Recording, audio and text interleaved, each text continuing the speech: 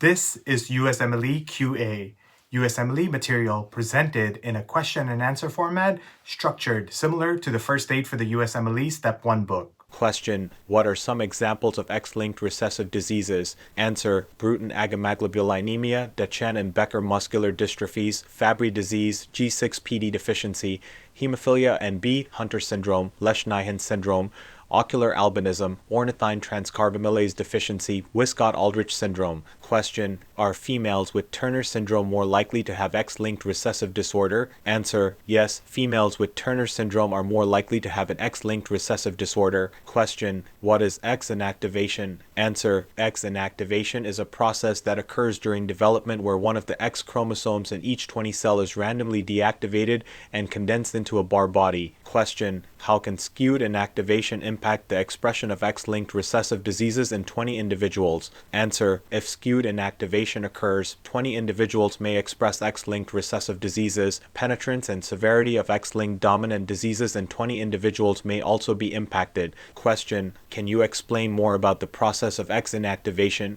Answer: X-inactivation is a process that occurs early in embryonic development, in which one of the two X chromosomes present in female cells is randomly inactivated. This process ensures that females, like males, have only one active X chromosome per cell, thus balancing the amount of X-linked gene products between the sexes. The inactive X chromosome is condensed into a structure called a Barr body, which is located at the edge of the nucleus. Question: can you give an example of a disease caused by X-linked recessive disorder? Answer: hemophilia and B are examples of diseases caused by X-linked recessive disorder. Hemophilia is caused by a deficiency or malfunction of clotting factor VIII, and hemophilia B is caused by a deficiency or malfunction of clotting factor IX. Both of these conditions lead to abnormal bleeding and bruising and can be severe in some cases. Question: how do X-linked recessive diseases differ from X-linked dominant diseases? Answer: X-linked recessive diseases are caused by mutations in genes located on the X chromosome, and the disorders are only expressed in individuals who have inherited a mutant copy of the gene from each parent.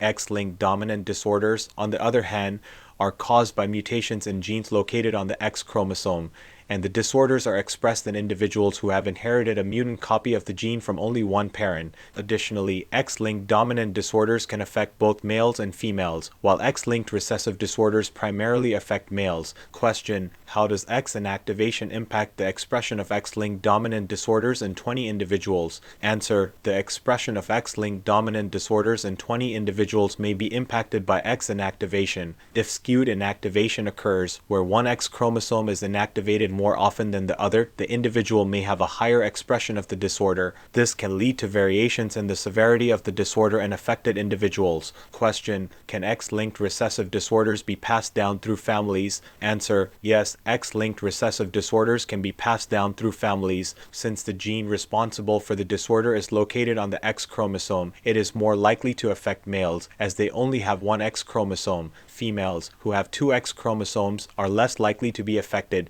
but can still pass the disorder on to their children. Question: are X-linked recessive disorders more common than X-linked dominant disorders? Answer: X-linked recessive disorders are more common than X-linked dominant disorders. This is because X-linked dominant disorders require a mutation in only one copy of the gene, while X-linked recessive disorders require a mutation in both copies of the gene. Additionally, X-linked recessive disorders are more likely to be passed down through families, as the gene responsible for the disorder is located on the X chromosome. Question: what are the treatment options for X-linked recessive disorders? Answer: treatment options for X-linked recessive disorders vary depending on the specific disorder. For some disorders, such as hemophilia and B, replacement therapy with the missing clotting factor can be effective in controlling bleeding episodes. For other disorders, such as Fabry disease, enzyme replacement therapy can help to manage symptoms. In some cases, such as with Wiskott-Aldrich syndrome, bone marrow transplantation may be a treatment option. Genetic counseling may also be recommended for families affected by X-linked recessive disorders to help them understand the inheritance pattern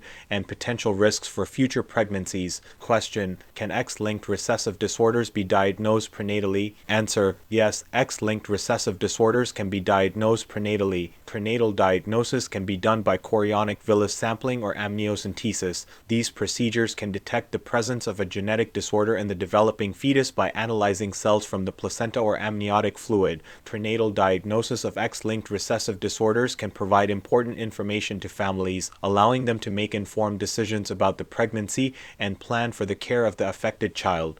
Thank you for watching our Q&A format video. We hope this helped you learn, review, and retain knowledge needed for the USMLEs.